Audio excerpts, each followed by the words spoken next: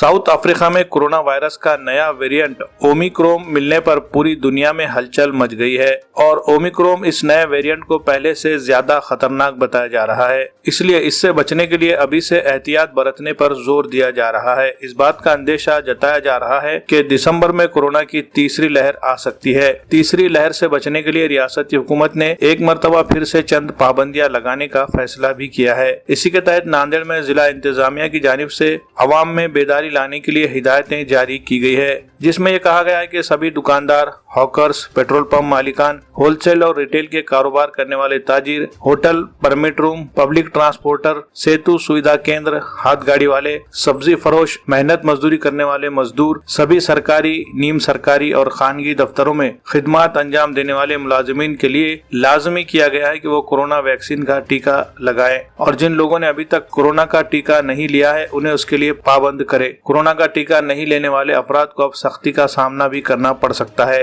क्योंकि कोरोना का ओमिक्रॉन नामी वेरिएंट से बचने के लिए कोरोना का टीका लेना अहम हो गया है। जो लोग वैक्सीन लिए हुए होंगे उन्हें अपने आप को और दूसरों को भी महफूज रखने में मदद मिलेगी और जो लोग इससे गुरेज करेंगे वो खुद भी मुश्किल में फंसेंगे और दूसरों को भी मुश्किल में डाल सकते हैं। इसलिए इंतजामिया की जानिब से लोगों से दर्दमंदाना अपील की गई है कि अभी तक जिन लोगों ने कोरोना के दोनों टीके नहीं लिए हैं वो फौरी करीबी हेल्थ सेंटर पहुंचकर टीका ले लें।